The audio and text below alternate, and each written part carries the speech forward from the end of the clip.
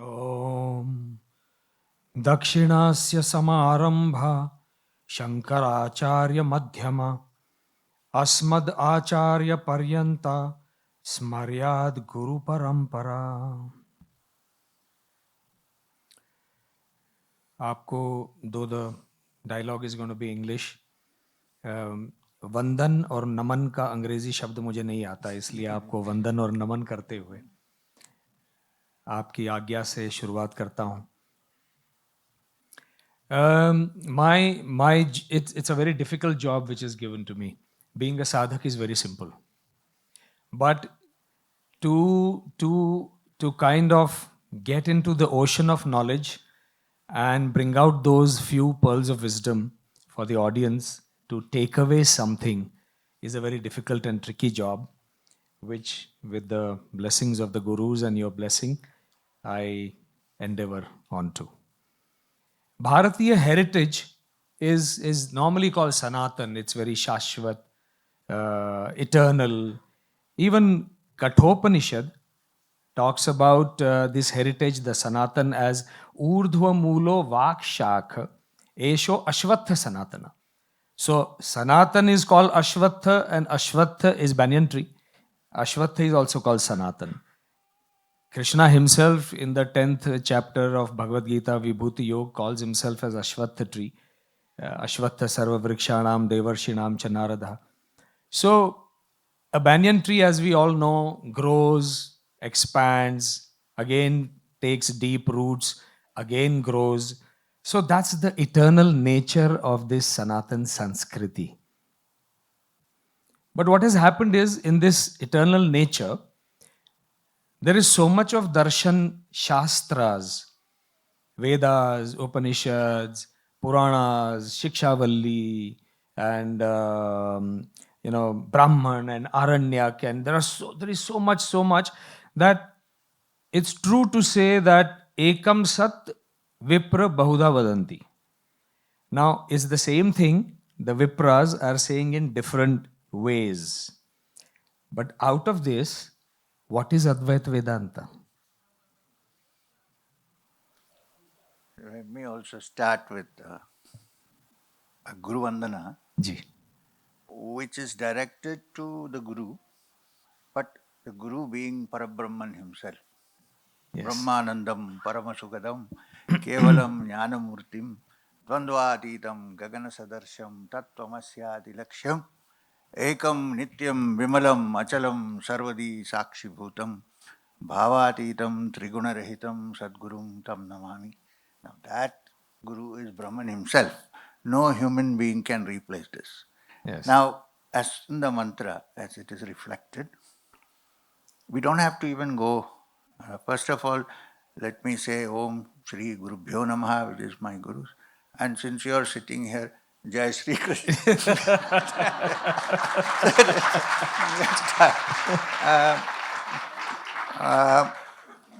The thing is, you see the sloka which I chanted, Brahmanandam, the Supreme Brahman, Paramasugadam, which is always Happiness. auspicious and happy, Kevalam, the only, which is the meaning of the word Advaita, Kevalam, Jnanamurtim, who is only the essence of knowledge, the ultimate essence of knowledge.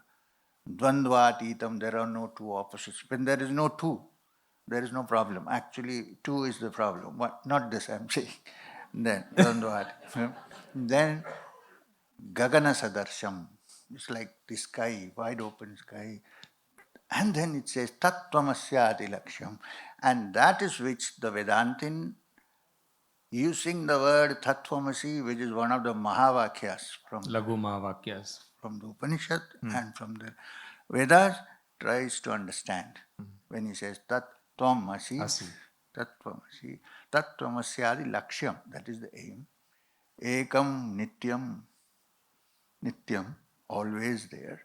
Vimalam, which has no mala, no impurities. Achalam, which does not move, because there is no need of movement. Steady and still. Sarvadi Sakshi Bhutam, which is the witness of everything on this earth and beyond. Bhavatitam, which has no bhavas, beyond all bhavas. Not because in spiritual practice you don't need bhavas, but because through bhava you become one with that and there is no more bhava left there. Bhavatitam, triguna rahitam, no three guna, sattva, rajas, tamas, all gone. Huh? Sadgurum tam namami. This is how the Brahman is worshipped as the Sadguru himself. So, to the question that you asked.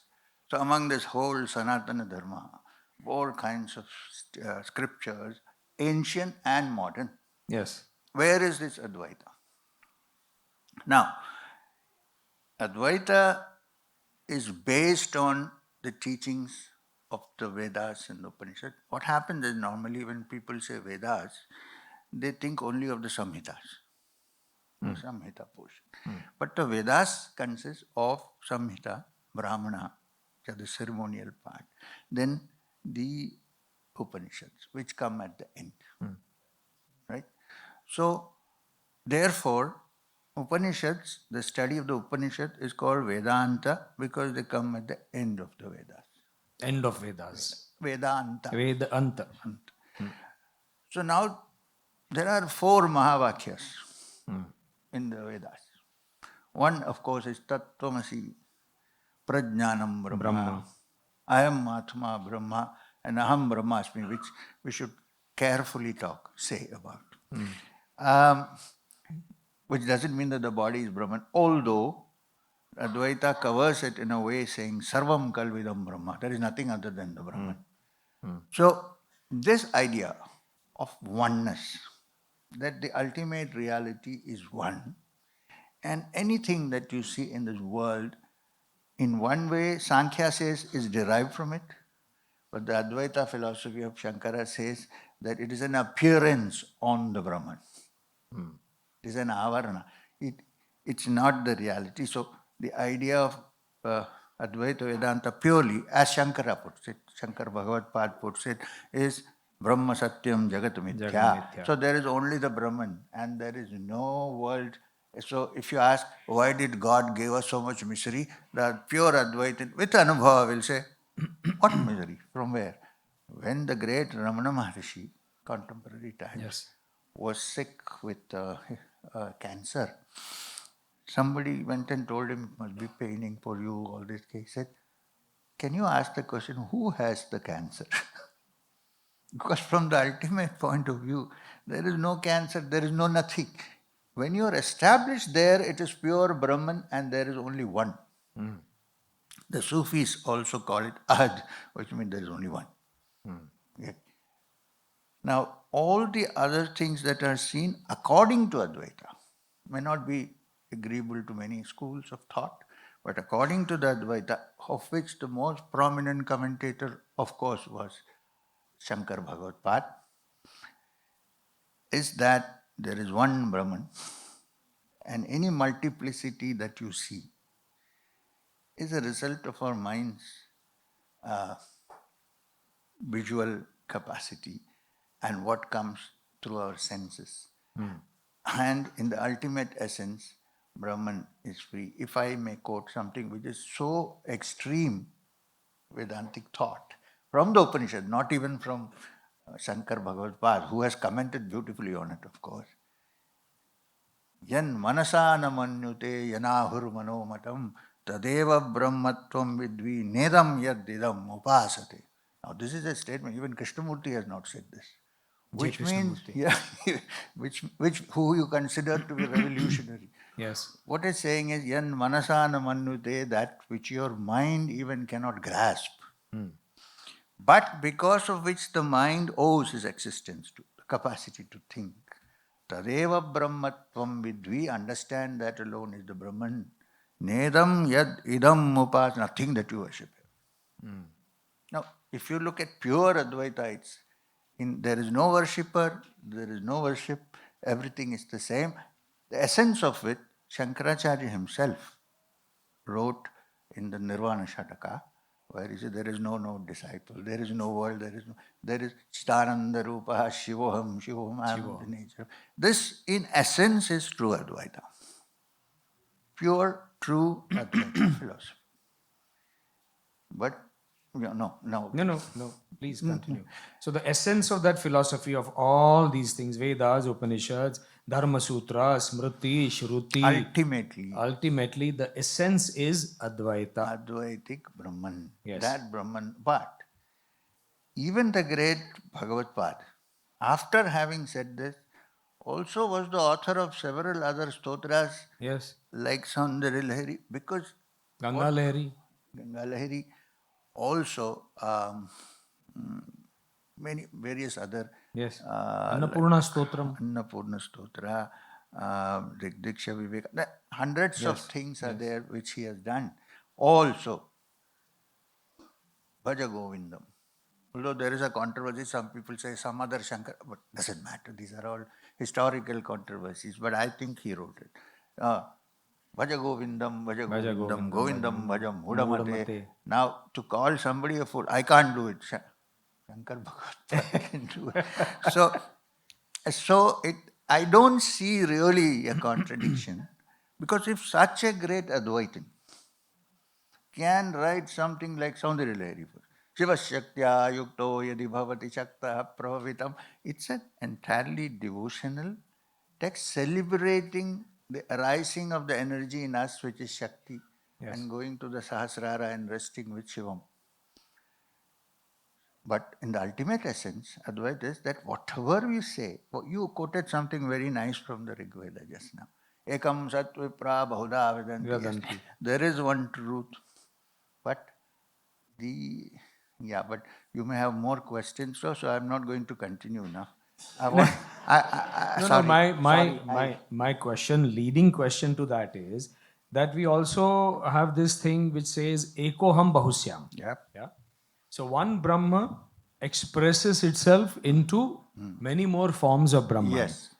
So in our darshan, we have the Trinity, we have Brahma, Vishnu, Mahesh. We have, so there is so much which is available, and these are all Saguna Sakar forms. Absolutely. Where people are engrossed in Saguna Sakar only. Yes, I agree.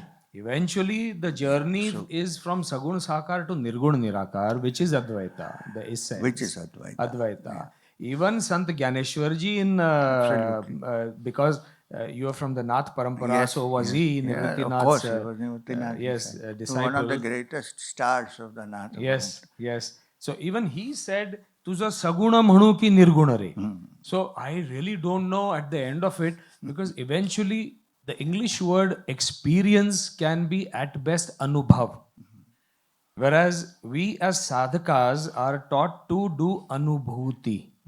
Now, anubhuti is much deeper. Of course. Of course. So when that anubhuti happens, you don't know what is ekoham bahusyam. So this has created so much of strife and struggle that Ayers will fight with Iyengars, and this, so how does Advaita deal with it? I mean, why this ekoham bahusyam can't be ekam sat vipra bahuda vadanti? Advaita cannot deal with it. You asked me the wrong question. How does Advaita? It doesn't have any interest in dealing with it.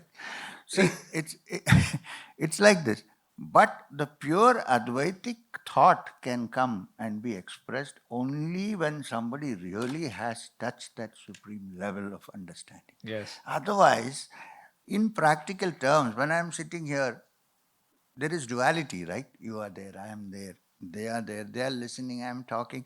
In this worldly experience of the five senses, there is always duality. But remember one thing, that the Supreme Brahman is defined in the Vedas and the Upanishad as Satchidananda.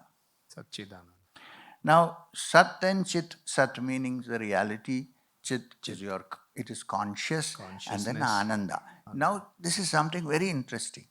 You may be a dualist, which means you may be a Dvaita philosophy follower. You may be a Vishishta Advaita in the Ramanuja Acharyas. You may be Shankar Bhagavad Pada's follower of Advaita philosophy. Even then, what all of them aim is Ananda. Yes. Eventually. Now that Ananda, there is only one. Even the worldly person who doesn't believe in all this, I want to enjoy myself, eat, drink, and keep merry, like the Charvakas used to say in Charvakas used to ancient do, times. yeah. What are they Almost look? Nastic. Yeah, Gnostic. Complete Nastic. What are they saying? They are still looking for happiness, right? Yes. And happiness is the essential quality of the Brahman. Therefore, it also comes into Advaita. Right. I hope you get what I'm trying to say. That there is only one aim in life for all human beings. They give up everything also to find Satchidananda.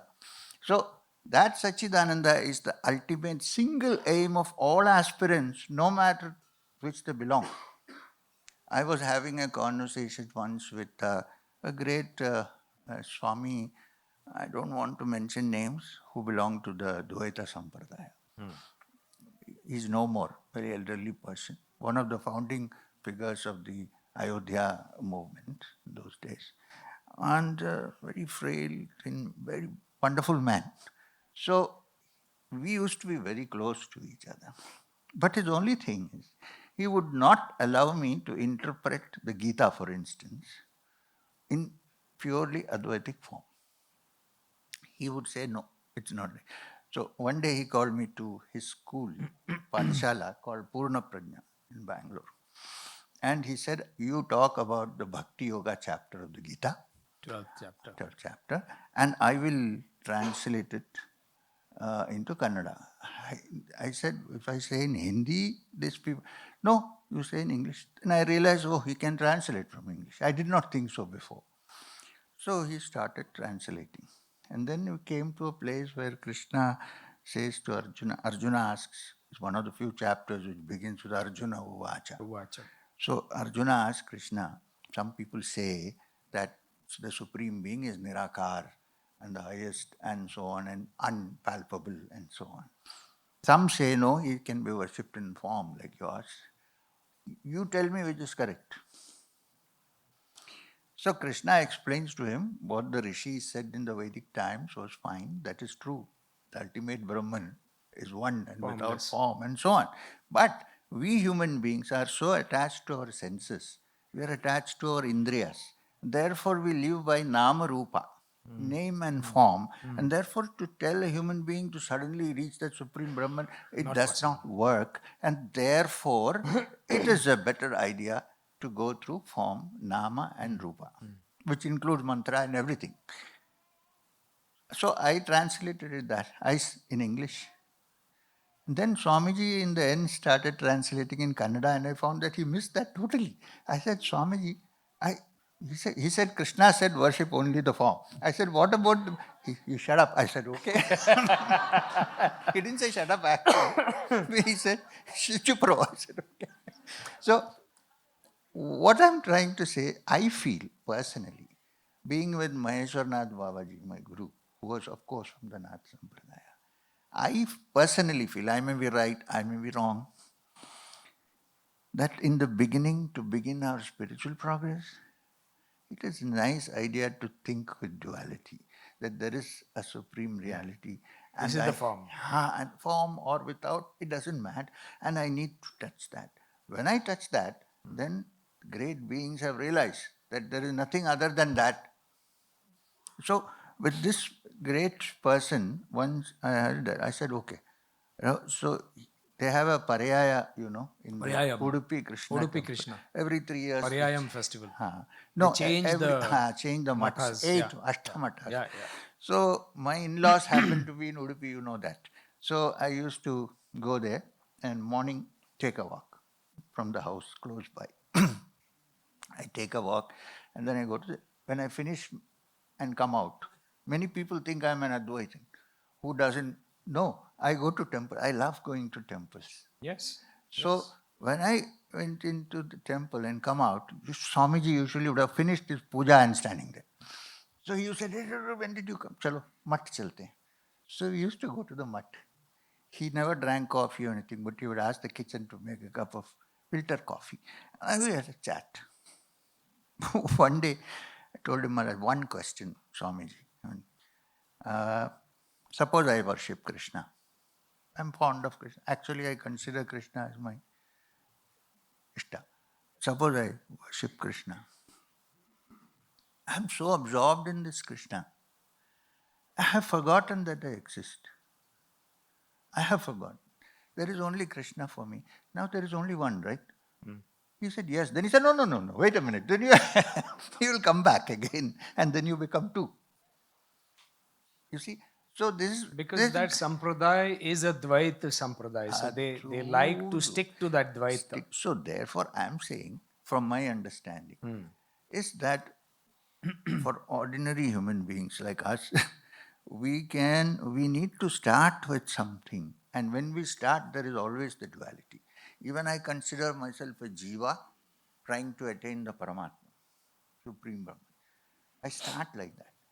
According to pure Advaita, Shuddha Advaita, there is no jiva at all. There is no such concept. There is only the Brahman. Aham There is no, Brahmasmi. there is no jiva. Jiva is a concept created by Maya. But Maya is supposed to be a quality of the Supreme Brahman. Right. So that Maya, Shankara referred to as Devi. And therefore we should also remember he came from an ancient Nambudri family in Kaladi, who were already for generations Srividya Upasakas. Yeah. So that he was interested in that. I have no doubt about that, and there is no reason why we should look for. But even in his Vyakhyan of the Saundarya Lahari and his teachings, ultimate aim is the Supreme Brahman. Because the Shankar Bhagavad Pada followed the Samaya Marga. Srividya Upasana, there is Samaya Marga and there is Kaulachar. He followed the Samaya Marga. So every now and then he keeps pressing the point, especially if you read the Saundarya Lahari's commentary by Lakshmi Dhara, who was a Samaya Margi, who was from the Dasanam. So they say ultimately there is only one. When you just touch, then every other differentiation is gone. Then there is no Devi, there is no nothing. But even then, there is the concept of what you call Ardhanarishwara. I was coming to that actually. Okay, then we'll start. I'll come to that concept later, Ardhanarishwar. I remember this Dvaita Ramana Maharshi story. One of his German disciples was initiated into sadhana, and after a couple of years of sadhana, he went to Acharya and said, Acharya, now I have certain anubhuti, certain realizations, but which other people don't have that realization. So how do I deal with those other people? His simple answer was, there is no other. Other people. There is no other.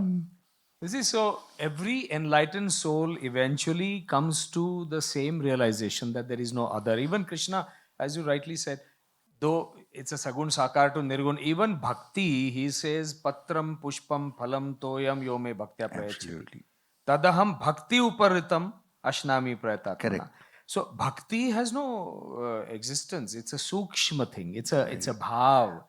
It's a feeling. This is where I want to add one comment. I don't think bhakti can be cultivated. It is either there or not there. Exactly.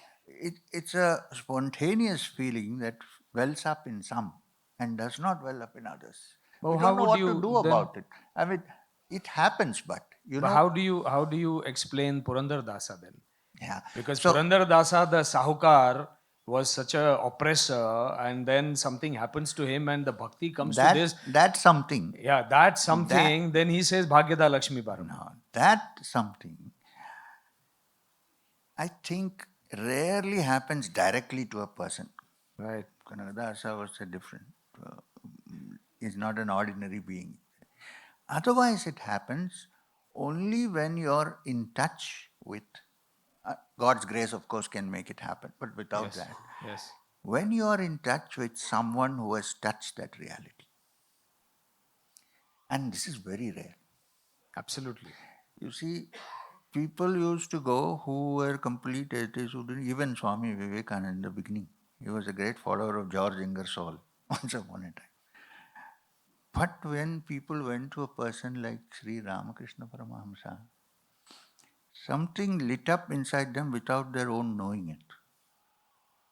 Chaitanya Mahaprabhu, when he hugged somebody, finished. Yes. So, there are only two ways. One is because of our sadhana of many lives, we have come to a state where all you need is a spark. It can happen. Catalyst. Yeah. Or it can happen directly, God's grace, if there is a supreme being who decides, let this fellow have it. It can happen. Yes. Otherwise, it can happen only in touch with a great spiritual being who has the full experience of it, and it is not easy. There is, in the last days of Thakur Ramakrishna Paramahamsa's life, one day he got up in the evening and went and touched several people in their hearts and said, may you attain salvation. They all got it. And Chaitanya Mahaprabhu's too, we know the story. Yes. He would simply hug somebody, and that prem, that love, I think our ordinary love in ordinary life is a very small reflection of it. May I say a few more minutes when I say something? No, please, it's Okay. all, the dais is Because yours. I don't want to, no, I don't want to miss the thread. Yes. Vedavyas wrote the Brahma Sutra. So they say, he wrote Brahma Sutra. There is a huge, big commentary of Brahma Sutra by Shankar Bhagavad. Yes. We will need 3 lifetimes to read. Anyway, so this, because it's a scripture which starts, Athato Brahma Jijnasa, here begins the understanding of Brahman. It's not a joke, it's a serious affair. In Brahma Sutra, where in the rest of the teachings, the Supreme Brahman is described as Satchit Ananda. Satchidananda. The Brahma Sutra, Vyasa has used the term Asti Bhadi Priya. Asti Bhadi Priya. Priya. Asti means that which is, which means that which is in comparison to things which are here now and gone tomorrow. That which always is. You can't even say what it is. Right. Right. Asti. Astitva. It is. Bhati means it is conscious and effulgent. Right. Okay. Now the last word is Priya, not Ananda. A Priya, the word Priya means, you are in the film, oh Priya, oh Priya. So This is not that Priya. no. So, no, I'm saying even that is a small step down manifestation of that Priya. Right. Now, this is which every living being has. Compassion, extreme compassion. Compassion, love, affection. Yeah. In the worldly terms, it is called an ordinary hormonal love. Yeah. And nobody can define it. 2 young people standing in the bus stop looking at each other. How can you describe? You ask them, अरे क्या हुआ? वो कुछ तो होता हुआ। है। वो क्या होता घंटी है? बजी। हाँ, अब ऐसे ऑर्डिनरी वर्ल्ड में ये प्रिया डिफाइन नहीं कर सकते हो. Sorry. If you cannot define that, how can you define the Supreme Priya? It can. Therefore, the Advaita philosophy says it is undefinable. But it has to start with this lower Priya. Now, that is bhakti. You did mention about Nambudri family. Shankar Bhagavad was born into that. If you see the shloka of the Bhagavad Gita where Krishna says, Bahuni me vyatitani janmani tavacharjuna. Anyaham veda sarvani natvam veda parantapa. So I have taken many births, I remember. You have also taken. Only difference is you don't remember. You don't remember, I remember, right? So that means a soul has taken birth for a certain experience. Yes. And he takes birth in a family which is conducive to those experiences. Yes. And he meets friends and enemies to complete those experiences. Yes. Right? Yes. So Shankar Bhagavad Pad, by his soul, so many births he must have gone through of a normal Priya to that Priya. Of course. You know? That is why I'm saying. So even that Priya, don't leave it. It's good. It's good. Yeah, why? Unless you we want need to it, take don't sannyas. we? That normal Priya also we need it, isn't it?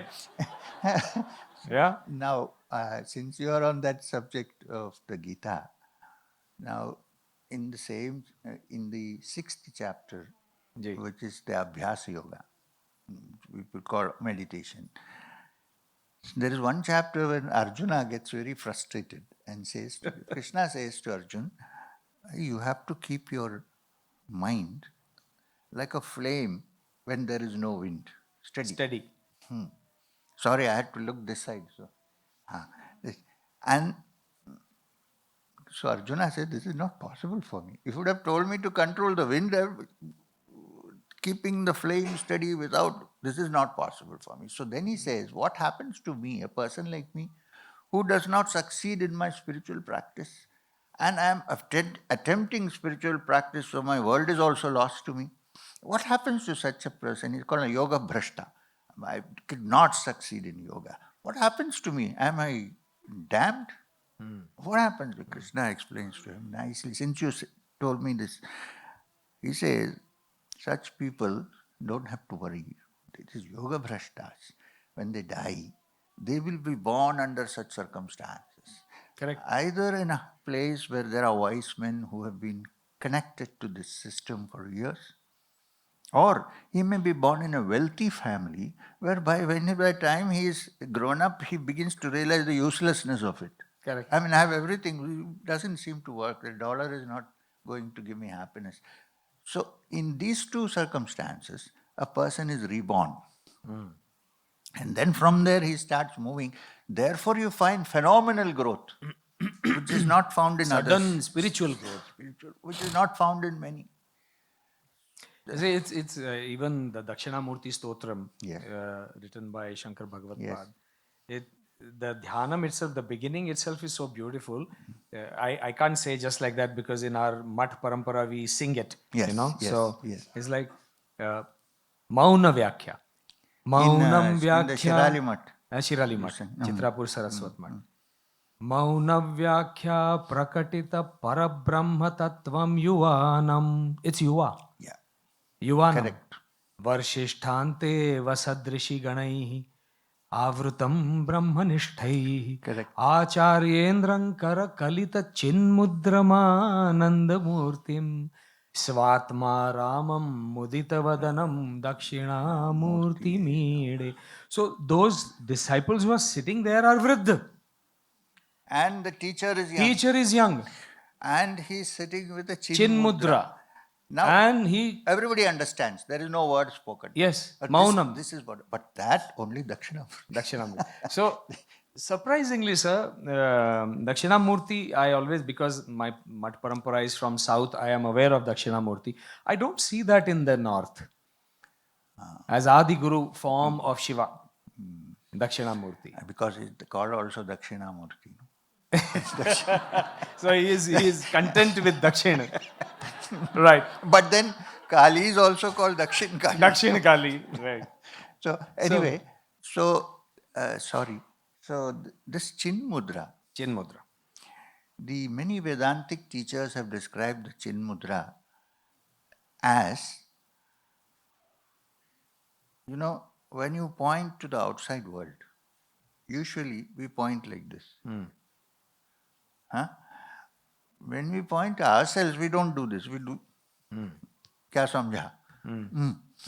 So, this. So, when this and that come together. In a Chin Mudra, then there is only Sat, Chit and Ananda. Correct. Nothing is Asti Bharit. So that Chin Mudra of Dakshinamurti really represents that. Yes. Completely.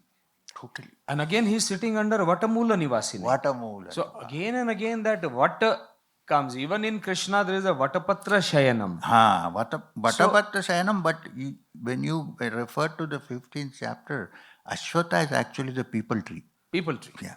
Yeah. But normally we take it as the banyan tree because it's the eternal. Urdhvamoolamadasyakam ashwatham Prahuravyayam. Correct. So if I by your command, if I may bring the conversation back to Shankar Bhagavad Pad as to when that soul took birth in Nambudri household, what was the situation before that the soul thought, I need to go and do my work? What was the situation of dharma or darshan, Bharatiya darshan, till he was born? I think the situation was all going wrong. The Pashupatas were pretending to be the Naths, And there were all kinds of practices that had crept into the spiritual practices. It had turned totally into Vamachara, left-handed path. No, I'm not talking about the left red flag, talking about the left-handed path. The Atharva Veda. Yeah. Atharva So, Vedas. therefore, Shankara especially came to bring about a change. He actually, Govindapada told him to go and do your work. Because we believe that after he had done his work, by 30 years or so, he had finished his work. He's done. He went to Kedar and disappeared. That's what we are told. Yes. We understand that after that, his guru said, now your work is done, come back to me. Maheshwarnath Babaji said this, and I don't doubt his words. He said, Shankaracharya, they said disappear. He didn't disappear. He went in there. So that now he said, my work is over, let me just go into the Brahman. And nothing else remains. So, we should also remember that if that person, which we identify with Shankar Bhagavad Pad, was not there at that time, India might have turned into a Buddhist country. Now wait, I'm not saying it's good or bad. Sure. But it was his influence that brought us back to the Shastras. He set the 4 mathas in 4 directions. He did a lot of organizational activity. Administrative. Futuristic. Yes, completely looking into the future, but based steadily on the foundations of the Supreme Brahman. Now, this is something extraordinary. People work, but they're not established in the Brahman. I can only think, after many years, of a person who did that was Swami Vivekananda. Completely established in the Supreme, doing the work, Atmano mokshartha jagat hitaya cha, from the Upanishads. Atma ka moksha ho gaya, abhi jag ka hit kar. So, sorry. But the kind of dichotomy, even the Akhada system and the Naga sadhus and everything was created by him for the, of course, for the safety and to protection of the dharma, right? So isn't there a dichotomy that on the one hand there is a pure Advaita philosophy which takes you to inner bliss and inner realization, so that you spread outer bliss and peace and Sachidanan around you, but at the same time, if required, you also have Akhada system and Naga sadhus who will fight even the bloody battles. Yes, but that is also there in the teachings of the Gita. Of course. The Kurukshetra was a battle. It was not a peaceful thing. No. So, a person who has touched the reality, he can work in multiple ways without getting stained by it. Yes. Shankara created the Naga order, the Naga of Sannyasis, but he was not part of it, and he did not get stained by it. You cannot say one place where he indulged in violence. However, he got them as guards to, अभी तो जूना अखाड़ा है, वो अवधेशानंद महाराज मंडल महामंडलेश्वर हैं, उनसे कभी कभी बातचीत होती है, वो भी नहीं करते, वो भी पीसफुल मैन है. Ishwaranand ji, my guru, was also from the same akhada. And they are also Dashanamis. You must remember, they all belong to the Dashanami order, which was established by none other than Shankar Bhagavad Pad. Yes. So, you know what is a Dashanami? So they have a name of nature at the end of their names, like Puri, place of pilgrimage, Giri, mountain, Saraswati, river, Vana, and so on. Now, I don't think it's a dichotomy.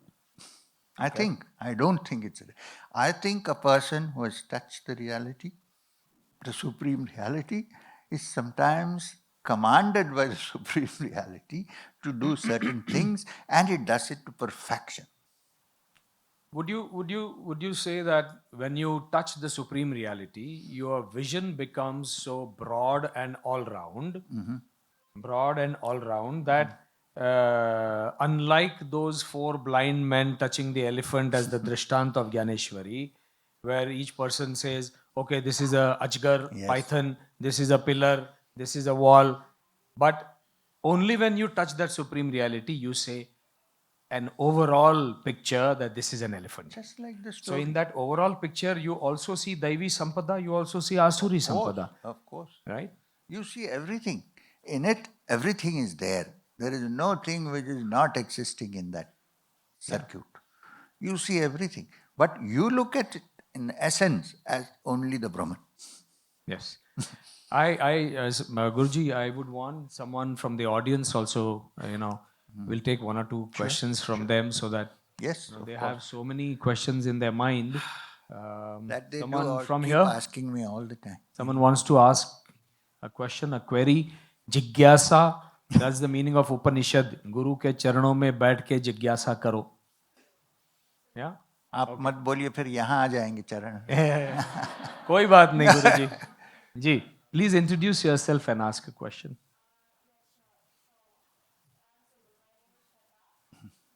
एक microphone is coming for you.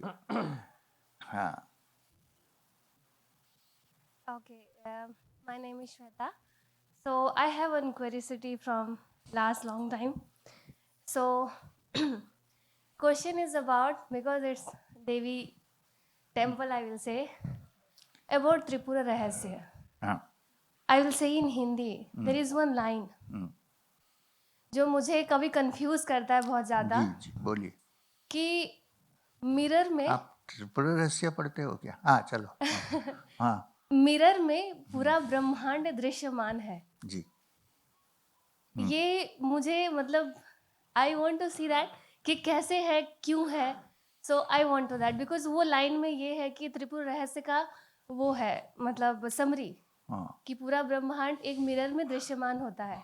वो प्रतिबिंब है. हाँ. जो प्रतिबिंब हम mirror में देखते हैं अपना, वैसा. हाँ. आप थोड़ा बताइए उसके बारे में. ये दक्षिणामूर्ति स्तोत्र में भी है ना, नाना छिद्र घट में जो अलग अलग छिद्र हैं. अरे आराम से इसको सोचिए.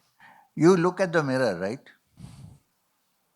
When you look at the mirror, you see a perfect form of yourself in the mirror. We try to be perfect. But is that you? 1 minute. Is that you or your image? Image, na? So it is not you.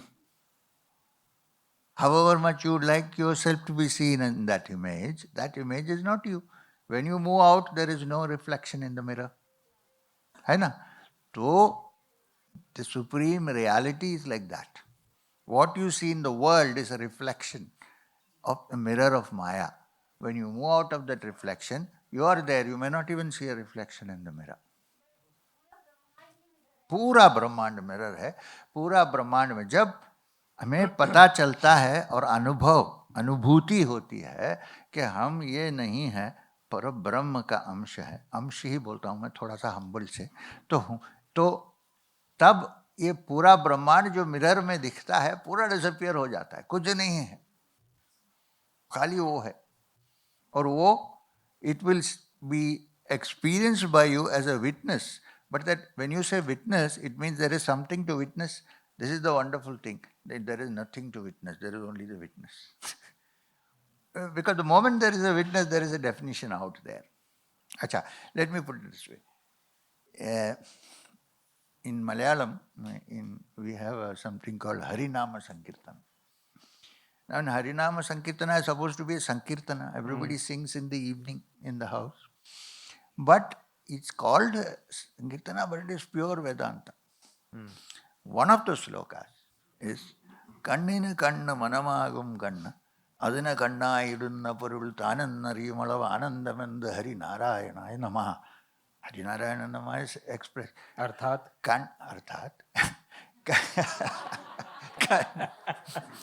Kannina Kanna Manamagum. Matlab, the eye of the eye is the mind.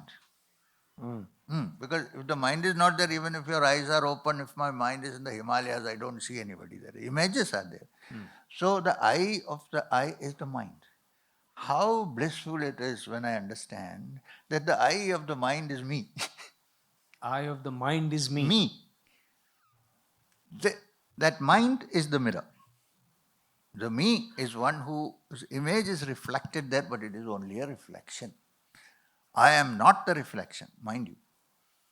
I'm not, unless you see a Charlie Chaplin movie where he tries to punch his own image in the mirror.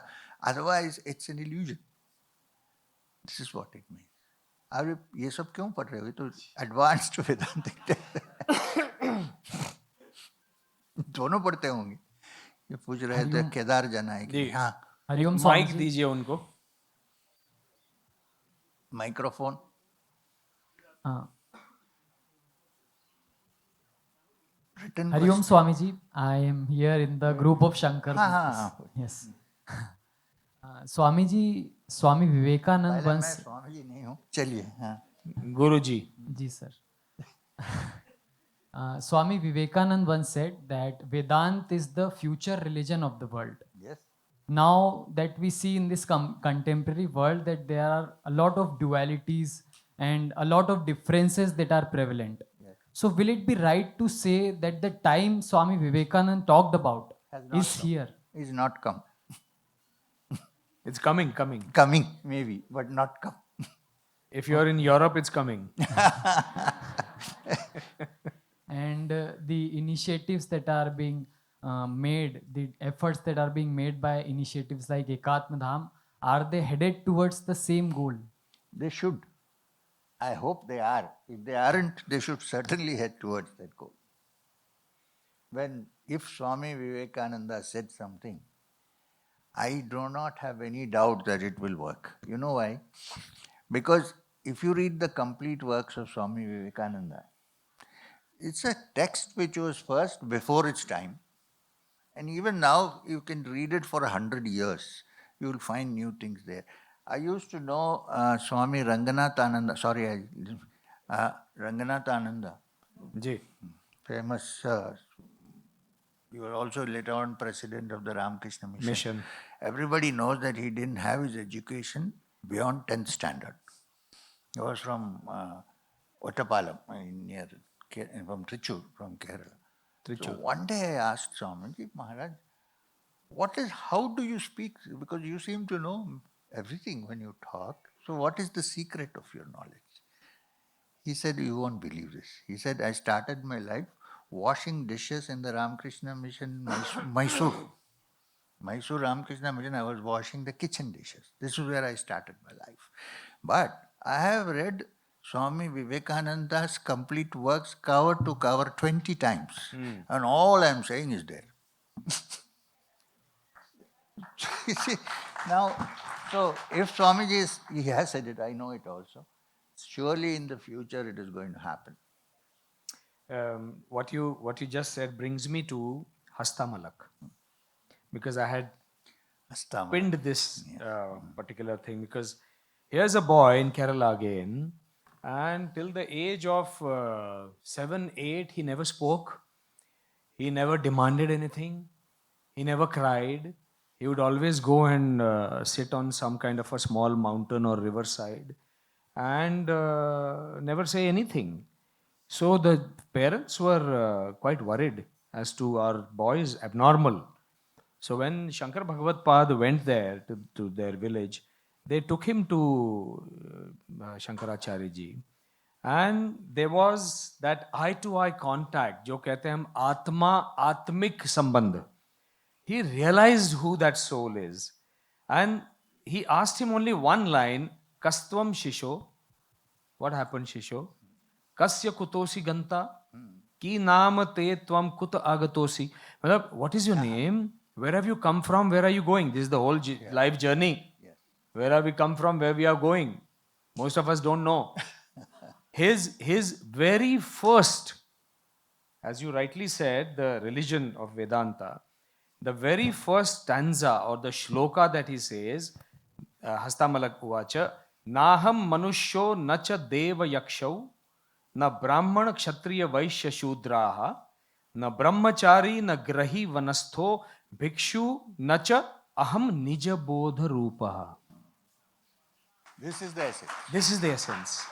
And then he becomes one of the first 4 disciples of Shankar Bhagavad Pad. I am not Manusha, I am not Deva, I am not Yaksha, I am not any 4 Varnas, Brahman, Kshatriya, Vaishya. I am not Brahmachari, Grahastha, Vanaprasthashram, na Bhikshu. Aham Nija Bodha Rupa. I am of the nature of consciousness. Consciousness. Reality and consciousness. Yes. This is why he was called Hastamalaka, because Shankara said, this man held the entire meaning of Vedanta in the palm of his hand, like holding an amalka fruit. Amalika. Amalika.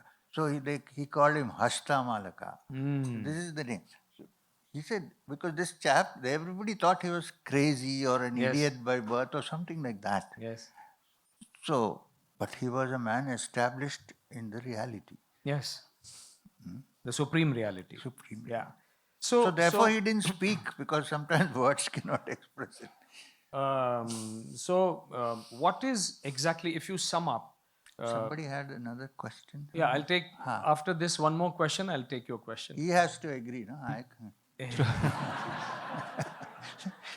Yes. So, if we say, like we know that the Pashu Bali was removed by Shankar Bhagavad Pad, like that, what was there before which he changed? What were the wrong prathas and paramparas? Because today we have a kohla and we cut it and put kumkum, sindoor on that. It's a metaphorical kind of a thing, right? Yes. So, what was happening at that time which he changed and how it is relevant today? He decided that the real teachings of the Vedas and the Upanishads should now come to the common man. Common man. And any forces that opposed that, he mercilessly cut them down, not through force, but through discussion. Tarka Vimarsha. Tarka Vimarsha. Through discussion, he got them out. So he had dialogues with, he was also an expert in Tarka Shastras. That's another thing. Yes. So with Jains, with the Buddhists, with the Kapalikas, Yes. all these people. From Madhya Pradesh point of view, Mandan Mishra. Mandana Mishra. And he proved to them that you do not have to indulge in any of these cruel practices, that real sacrifice is sacrifice your mind and find the truth. I mean, this is what he was doing. And he said, this is the Sanatana Dharma, not what you practice. Which will remain eternal. Eternal. He said it has been eternal and it will continue to be eternal. It has got now covered with all these unnecessary. You know that in Viveka Chudamani, Shankaracharya says, whatever you perform, even if it is the karma kanda, like the brahmanas, if you want to reach the truth, you need to have viveka and vairagya. Two things. Viveka is discriminating between what is real and what is not real. Asat Vivek Vichar. And vairagya is when you have understood that, you don't have no attachment to those things which are unreal. So he established the fact that this is the most important thing than any of the ceremonials that were happening, because the ceremonies were gaining more importance than the Than the pure philosophy, the essence of philosophy. essence. But I have seen one thing, that when someone goes deep into spirituality and understands that supreme reality, the supreme being, the Parashakti or Parabrahma, he slowly becomes so detached that he's disinterested in the material world. True. And like people tell me, I am very soon going to become a Babaji. And I say, no. I say, no, there's lots to learn. I'm only on the path of sadhana. So if someone goes onto that path, will he become a dry, emotionless person? Because I'm sure many of us have that thing in, or if we are also doing sadhana, our partners must be telling, don't you feel anything? I also have a partner, mind you. Yeah, I know, my same community as my mother. Yeah, Saraswat. Saraswat, yes. We are very sharp usually. Anyway, so, no, it's not like that. So what was the question? So the question is, will an individual... What? How nice. You thought of the wife and you just forgot everything. No, I thought she might be listening. That's Parashakti. I thought she might be. But I will come to this, because Shiv Shakti, you spoke of Shakti. It's a Prakriti Purush concept, Shiv Shakti concept, Ardhanarishwar concept, now that you've said it. Yeah. But let me get some pearl of wisdom out of you regarding my question.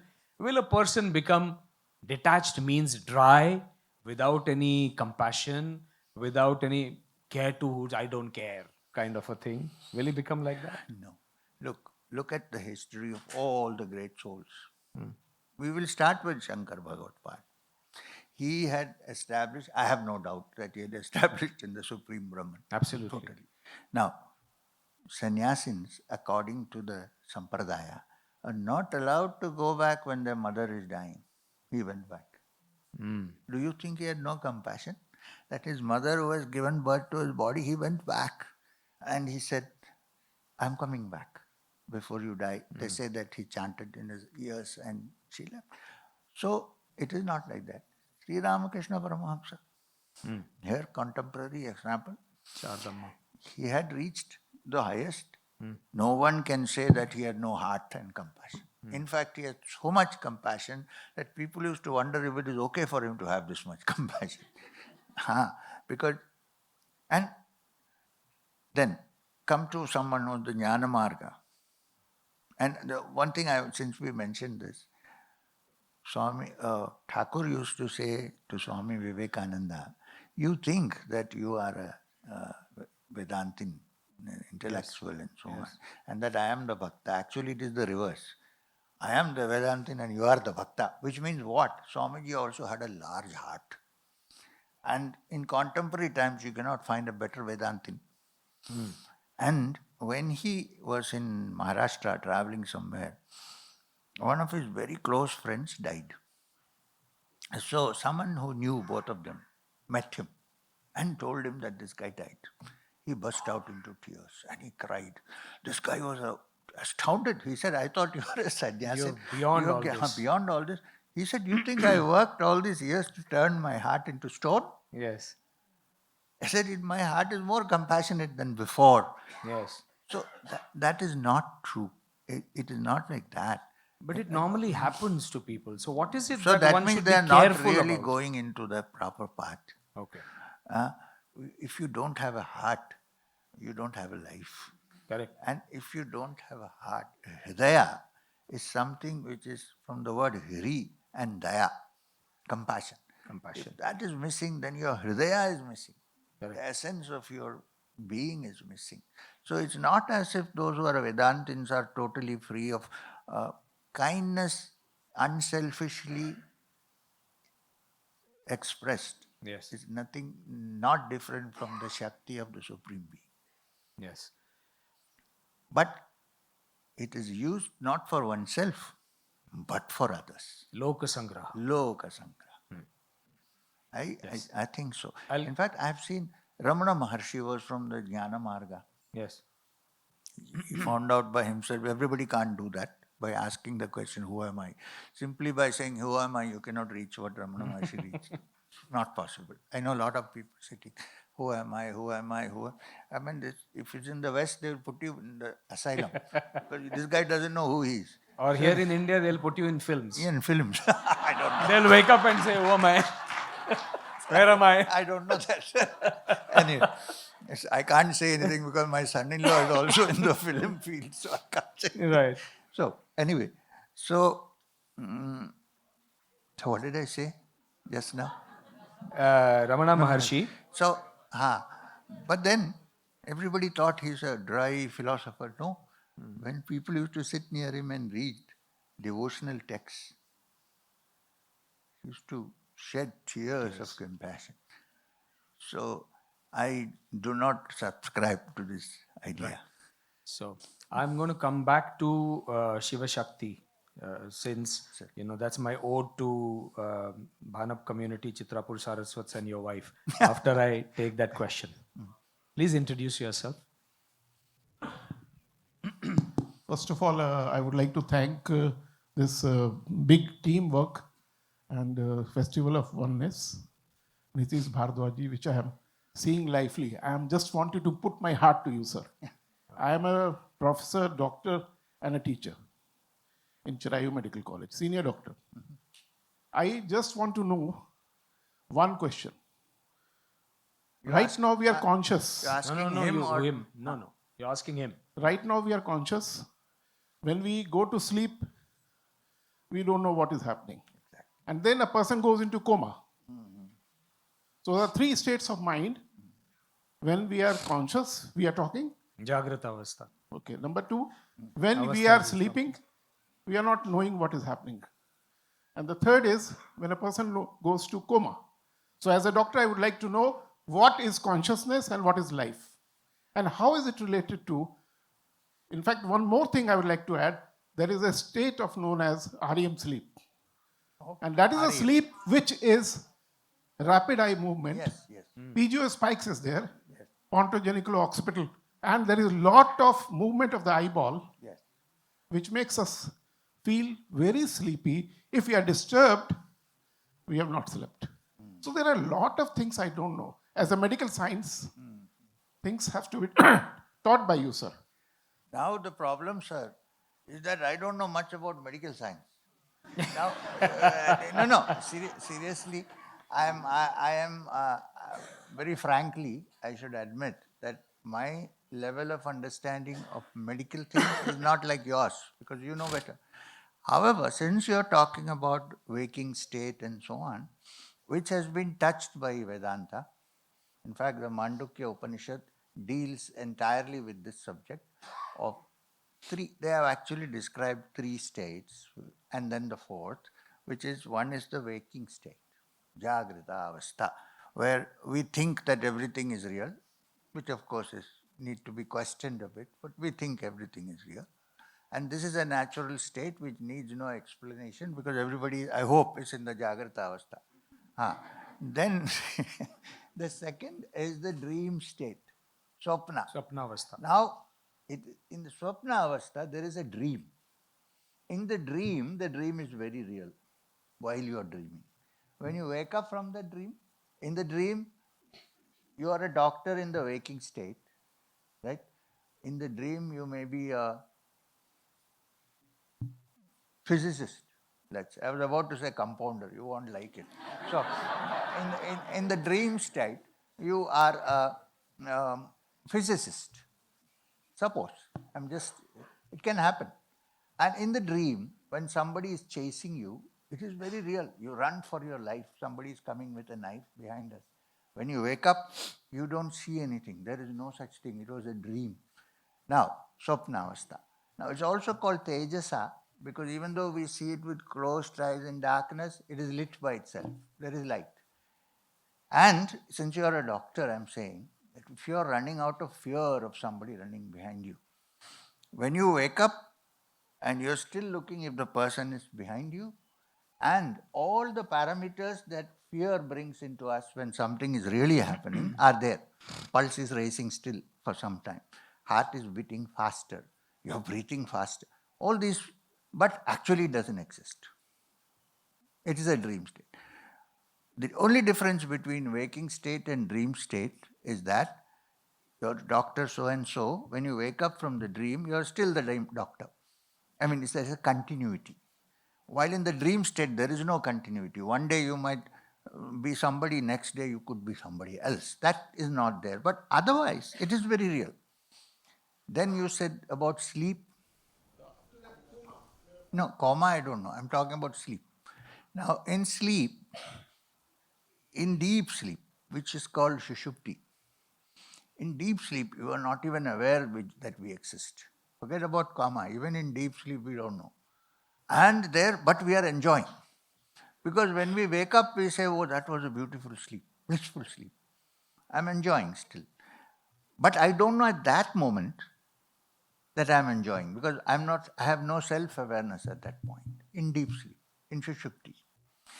Now, the Upanishad proposes that there is a fourth state called Turiya, in which all the parameters are just like Shushupti, except that there is awareness.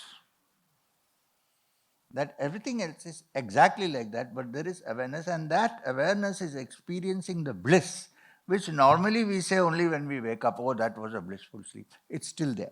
Now, the Vedantic teaching is that when the human mind becomes free of disturbances and is very quiet and calm and is not worrying about things or reaching out for something or depressed, such a mind, when it goes into Shushupti, will experience Turiya also.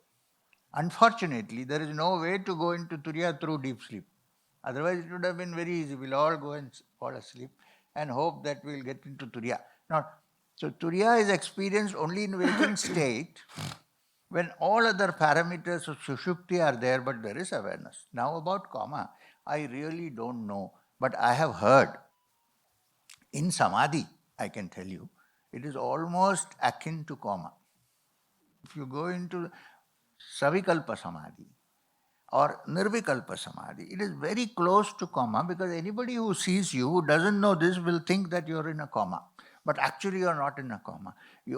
Something wonderful is happening inside which can't be seen outside.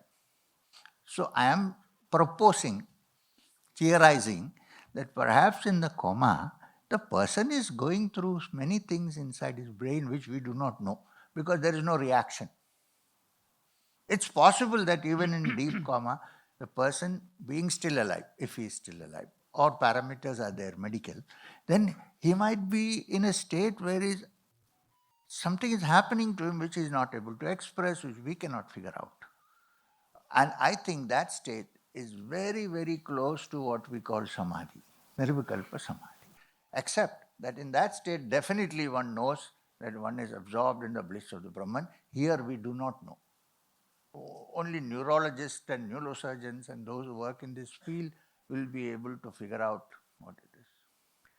Sir, the question is, from where this consciousness has been lost in coma, and from where it comes, now we are in consciousness. Yes. I can say that he is Nitish Bharadwaj, you are so and so. So what is this consciousness? Because the coma person, Sir, I have heard, I have had close contacts with a lot of neurosurgeons who are also part of our Satsang Foundation. I have heard that when you go into a place where a person we think is in a coma, please do not talk or whisper things which you are not saying when the person was alive. It appears that it registers, but Yes. there is no reaction. There is no reaction. So when a person is in coma, we should not go in and whisper to somebody, this bloody fellow, don't do that, because perhaps he is registering. Perhaps. I don't know. This is what the neurologists say. No, I was going to say the same thing, because when we have a beautiful sleep and we are rested, right? We wake up and say that, I'm feeling good. Yes. No, body is feeling good. Yes. Body has rested, but that feeling good is not the body. No. So there is an Atman there, right? So that's what you are talking That's about. what I'm talking about. Yes. So Atman is always listening. It's like that Google, that Siri is always eavesdropping. So Atman is true, always really, listening. that it's eavesdropping? Sorry? Is it really true that it's eavesdropping? It eavesdrops, Oh, yes. okay. But this talk, it cannot eavesdrop. They will not understand. So somebody, when you say that, I'm feeling good. No, body is rested, yes, but who's feeling good? It is that Atman who's feeling good. So that is why I agree with you fully that there is that Jivatma who... His question was that in coma, but we don't know what happens in that coma. Yeah. This being which is there as witness, which we call Sakshi, definitely exists there, but we don't see any outward signs of reaction or anything of that kind. I think we should move on now, with all due respect, because after this thing you can talk, because I also have to cover up a few things. consciousness कौन लाता है? That's the question. कोई लाता नहीं है, कभी भी है. Consciousness कोई लाता नहीं is है. there. It's always there. Nobody brings it from anywhere and nobody takes it out. It's always there. Sometimes you feel it, sometimes you don't feel it. It's not that consciousness does not. It's always there. Nobody brings it, nobody takes it out. That's what we think. I mean, this is theoretical, of course.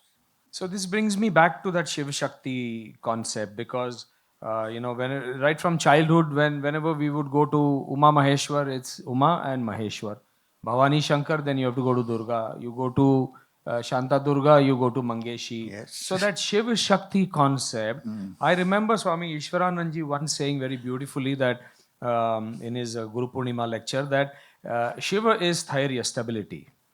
And Shakti is velocity and the power, So what is the exact harmonious being, because everybody has Shiva and Shakti. Yes. Yeah. Yes. So sometimes the problems appear Yes. when there is a Dvaita between Shiva and Shakti, Yes. and then there are problems. Yeah. So Also what other would be problems, your but this guidance? also, yeah. Sorry.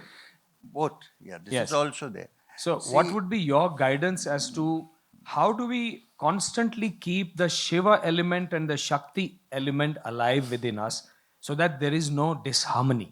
now, from the meditation point, the spiritual point of view, when you meditate, you must give equal attention to the Shakti aspect as well as the Shivam. Now, when you say Shivam, it means that absolute quietness, which is potential. Energy is in potential form. The moment it becomes kinetic is the moment of Shakti.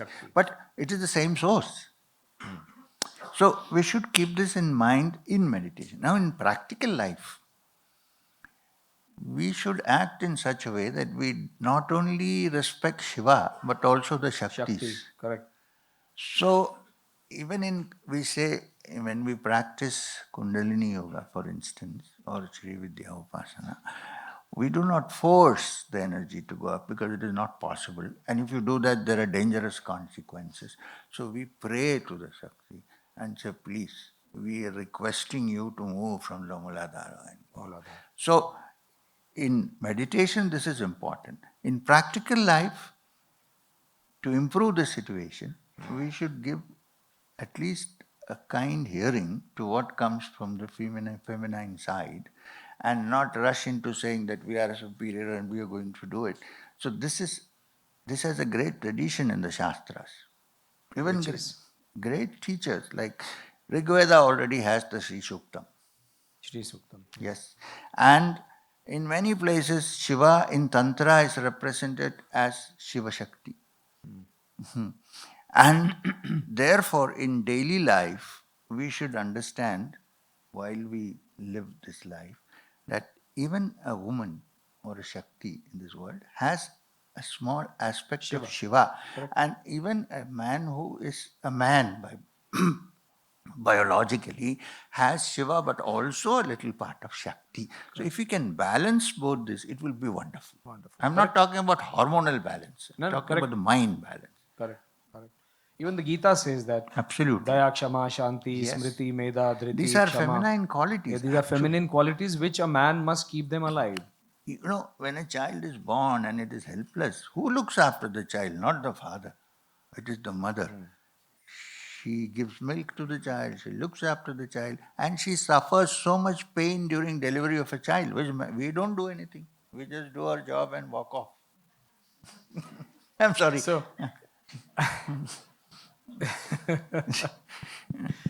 sorry. no, that's correct. That's correct. So, since the time is of essence, I want to bring the whole thing, the Advaita point of view, some guidance from you for everybody on certain things. What is the Advaita point of view on Manas Puja? Manasa Puja. Because Shankar Bhagavad Pad started Manas Puja. Yes, right? Of course.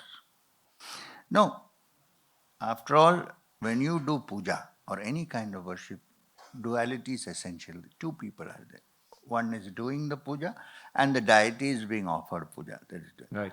But when you do that, you should keep in mind that ultimately the deity is not different from your own Atman. With this attitude, when you do puja, then the Advaita is also into it. Because actually, if you go to see Shiv Manas Puja, I am offering Yes. this, I am offering. Yes. But then when you say, I am offering this to you, the you to which you are offering is also me. That one has to remember. That one has to remember.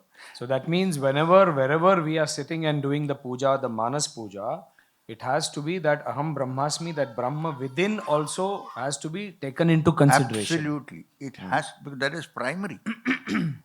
Not only when you are doing Manasa Puja or you're doing your sadhana, but also in daily life.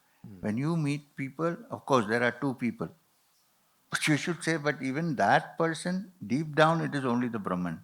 I am also the same. So we are that way same. Yes. Although we will have to differ in action.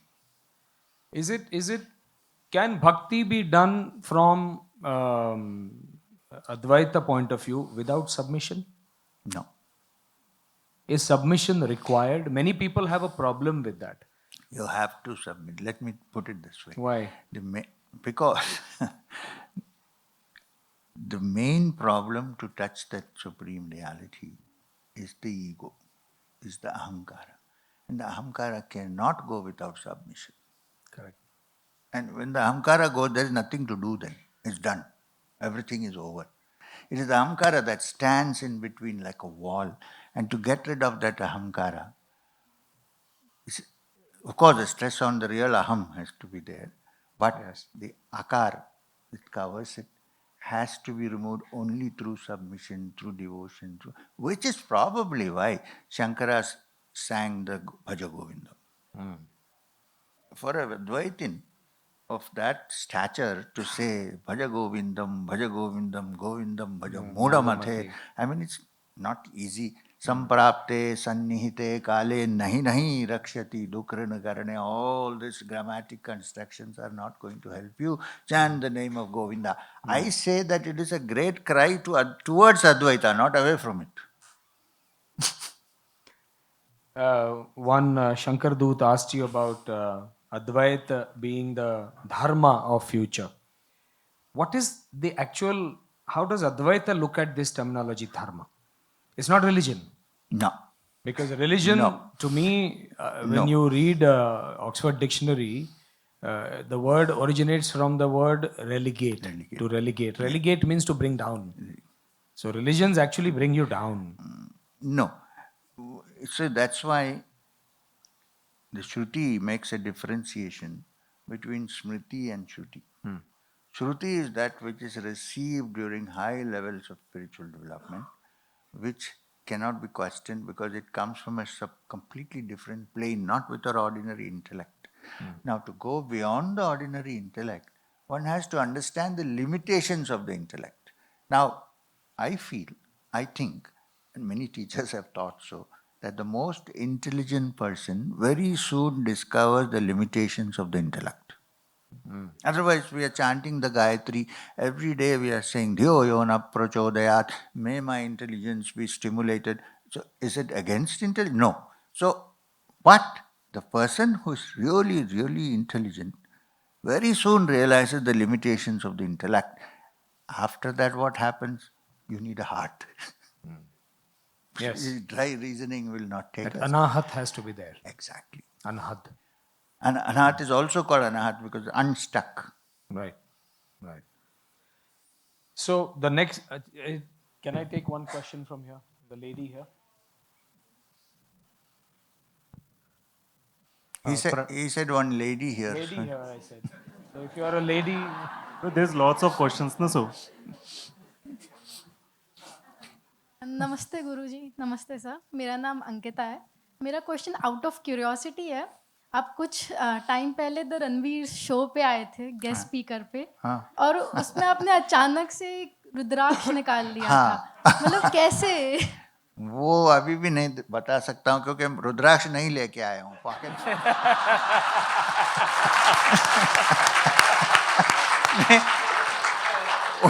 उसको करने का there was only one reason why I did it, to show that doing such things is not the sign of a great spiritual being. For proving that, I did that. But if I show you how to do it, then you'll say, oh, you did it like this, but somebody else did it in a divine way. So I don't want to show you how to do it. But let me tell you, these are insignificant things. Did Shankar Bhagavad produce rings, gold rings? Or give you vibhuti? No. So these are irrelevant. And my reason for doing that was I wanted to see how human beings can be easily fooled. Yeah. yes, yes. This man, Yes. we had 3 cameras, yeah, including this man. And when I did it, he fell off from the chair almost. He said, "Prabhu," I said, look, there are different ways of bringing about things from different places. Because you don't know how it is done, you would think it is a miracle. There is no miracle. So don't worry too much about it. Chamatkar ko namaskar. Chamatkar ko namaskar. Thank you sir. Well, so the Advaita way of life to live in harmony with environment. Yes. what does Advaita talk about environment? Because today, all we see is environmental problems, debacles, Very true. So, everywhere on this planet. from the point of view of Vedantic teachings, let's not only say Advaita, but Vedantic teaching. First, the environment has to be good because they always went to study in forest academies. You must understand this. When you say forest academies, which means a lot of greenery, Yes. lot of fresh air, lot of oxygen. So therefore, that is missing today. People used to live in beautiful little kutis and do their teaching. Ashrams. Today we have got so many skyscrapers coming up, concrete jungles are coming up. In this atmosphere, it is difficult even to spiritually move forward. Right. So therefore, you should make sure that you bring the world back. I'm not saying you should demolish all the skyscrapers. We're not talking about double engine demolition. We're talking about how to make sure that you get fresh oxygen, that you have good health, and that you don't depend on medicines for everything. Today, if you have a headache, you don't have we don't have the patience to wait and see, let's see if it goes. Immediately you have to pop a pill. So this popping pills and trusting totally on what people say about things and making sure that your environment improves is a duty of every human being. The Upanishad stresses on keeping all your plants and trees healthy and good so that you get enough oxygen to breathe. So environment is a saucha. Sauch is one of the most important parts of sadhana Shauch. for any aspirant. Correct. Now, shaucha means what? Not just cleaning your things from your room and putting it in the other door. No. It means to keep your mind and body and your environment clean. So this cleaning is a great thing. Environmental protection is important. Not only should you protect human beings, you should also protect animals. This is very important. Yes, there are Puranas also. There is a Vruksh Puran. Of course, There is a Pashu Vriksha- Puran. Pashu Puran. Pashu Puran. And we've also, our ancient sages were intelligent enough to assign each Pashu as a Vahana to some deity. Yes. You know, so all that is there. But Also, mantras are there. Mantras are Aushadaya Shanti, Vriksha Shanti. So everything has to be in peace and coming together. Otherwise, this world will disappear. yes. Truly. It brings me to with duality and non-duality. Duality, Advaita should dissolve ideally all the borders, All the differences, all the differences. Even the Gita, I'm coming to casteism, especially which is relevant to this country, Bharat. Even the Gita doesn't have the word caste. Jat shabd nahi hai. It's a varna. Chatur varnam maya srishtam guna karma vibhagasha. So it's on the guna. But when you say varna, it means color, right? Also, Okay. Now, this is because it is not to deal with your physical skin's varna. In those days, the rishis could see the aura of all human beings. Right. When you are spiritual, there is a bright aura. When you are not spiritual, there is no bright aura. This is varna. right. We have completely misunderstood it with external things. It is something to do with the internal. Yes. It is to internalize and eventually realize that soul. All the Vedantic scriptures talk about internalizing and moksha, self-realization and moksha. Yes. What is the Vedantic definition of moksha? Moksha is when What is moksha? now let me describe the concept of moksha. Moksha in definition it means freedom. Mukt, free from something. This desire for mukti or moksha is Also there. is a bandhan. Absolutely. No. That is a bandhan. It is natural in all human beings. Whether you call it a bandhan or not, it's natural in all. Even a little child likes to be free. You can put him in a room, close the doors, give him everything that he wants all the time. he will stay for maybe 2 hours, then he wants to jump out of the window. Why? Because we all have the inbuilt tendency of freedom. of freedom. True freedom is moksha. So what happens? From the non-dual point of view, when you understand that actually all that exists is one single being, and that there are no other beings, therefore there is only one being, which is also you, then there is no bondage.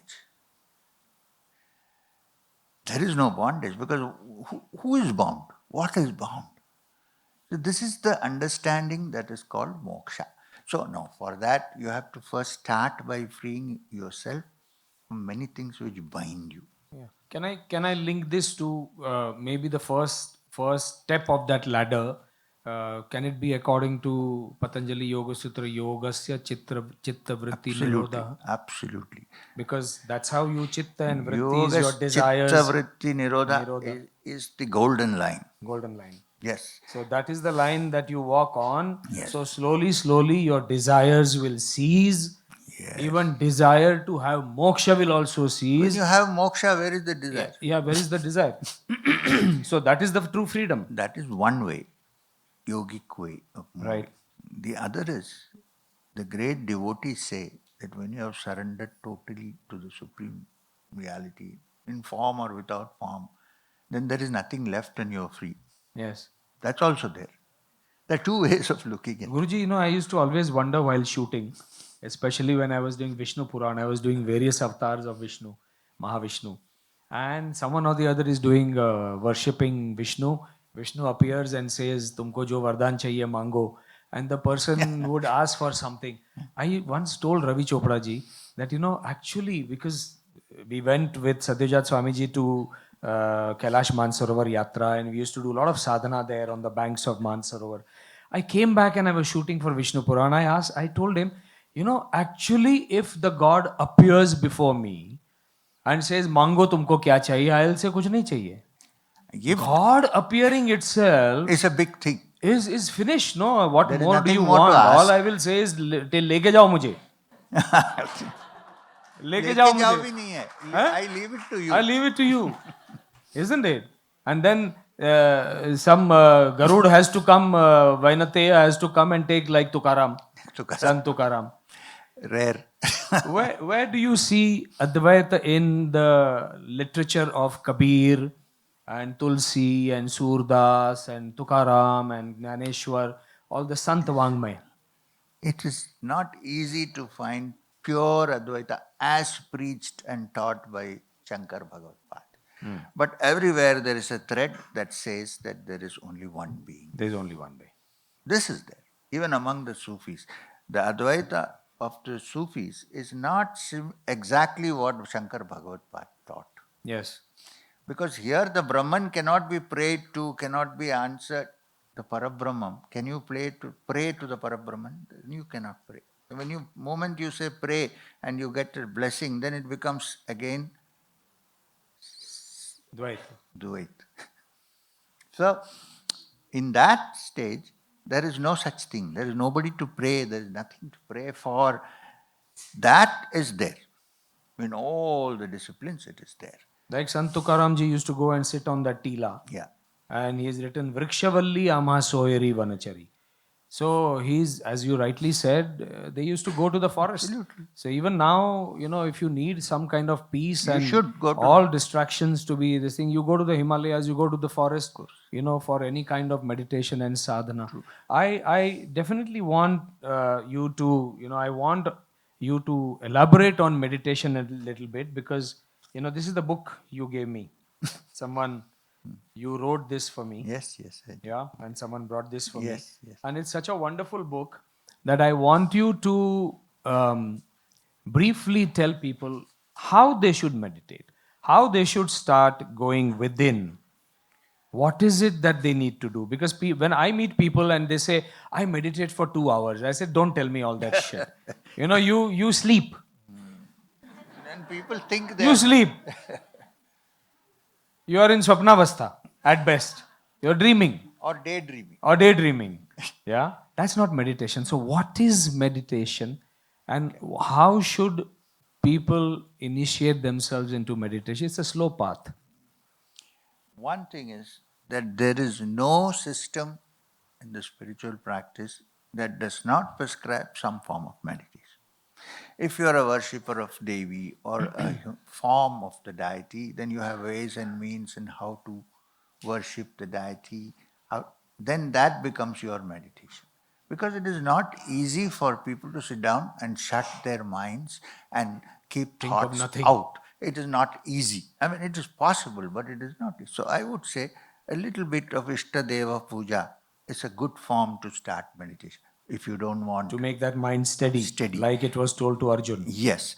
If you don't want to have any vigraha or akar, then you can also fix your attention on something like pranava. Pranava upasana is something done by even the most strictest Advaitins. Omkar. Omkar sadhana. Omkar Which sadhana. means you chant Om, listen to it yourself as you chant and continue to. This pranava has a special effect of calming and cooling the mind and removing thoughts. Right. It is not like any other word. If you say Jack and Jill went up the hill, it won't happen. Somebody went to a holy man and said, "My son has become a black sheep." He said, "No, I'm not wondering because you sent him to a nursery school and the first thing he learned was Baba black sheep." So, Om, if you can teach how to chant pranava and listen to this pranava, that is a great form of meditation. So I've Om said, ityekaksharam brahma. Om ityadaksharam brahma. Brahma. So this is two methods I've described. The third one is to listen to music. There are people who cannot do meditation of any kind. They come to me and say, "What to do, sir?" I said, "Look, you like music?" Yeah. Luckily, many of them said, "Yes, we like." "What do you like?" "This instrument." Because if you use words, then again thoughts begin to come. They distract. Be like. So I said, listen to the bansuri, listen to the veena, listen to the sitar. Don't say I want to meditate. Just listen to it. As you listen to it, your mind will go into meditation. Now, this is the difference between the word dharana and dhyana. Everybody can try and do some dharana. Nobody can do dhyana. Because when you say dhyana, you are not there. So dhyana is what happens during dharana. It is not, it's a natural state, it's not an induced state. Yes. So if you like music, for instance, or you like to chant Om, or you like to worship with full attention a deity who is your Ishta Devata, then you already started your meditation. And as you progress, you will find that distractions move off, they cease to exist, and then one day you will sit in that wonderful form. The Advaitin will say that I am touch that which is without any movement. The devotee will say that today I had darshan of my Ishta Devata. There are different ways of looking. The yogi will say, now all the vrittis of my chitta are removed. I'm in Kaivalya. They don't call it moksha, they call it Kaivalya. Now, Kaivalya comes from the root Kevalam, which means only one. Only one. So when you touch that, so these are the different ways. In our parampara, we have Kriya Yoga, which is also, now, just today a very good friend told me I cannot practice Kriya, it's too complex. I said, okay, chhod do, dusra kuch karo. Or we have a simple thing called Hamsa. Since you said people should go with something, Hamsa. In Hamsa, what we do is sit down quietly, close the eyes, watch the breath, like Vipassana. You watch, as your breath goes in, you chant the sound mentally of hum. And when you breathe out, you chant so. So hum, so. You do it for 5-10 minutes and you'll see how the mind settles down. And this is taken from an ancient Upanishad called the Hamsa Upanishad. Oh, is it? Yoga Upanishad. There are about 22 Yoga Upanishads, which come from the Krishna Yajurveda actually. So this is one technique which anybody can practice, no matter what religion they follow. You can still do Hamsa. It's like yoga. It's like yoga. It has no religion, it has no dharma. Right. Exactly. You just have to align your body, mind and soul. And from pravrti to go into nivritti. Nivritti. We'll take two more questions. Two last questions. One gentleman there. Hariom Saji. She's asking. There. I'll come to you. Okay.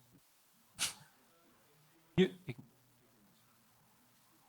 A little impudent question. How far are you from realization? A little impudent answer, I don't want to tell you.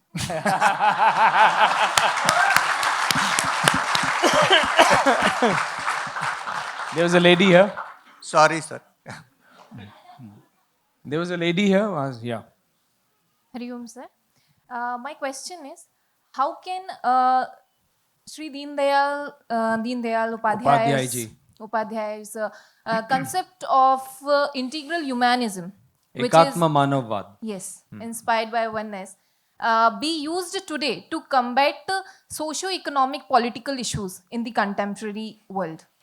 Madam, I would beg to be relieved of answering this question because I do not want to enter into politically connected questions. While I have myself worked for 5 years in the Deen Dayal headquarters, Deen Dayal Sansthan with Nanaji Deshmukh, I know exactly what he's trying to say. But let's not get that into the picture.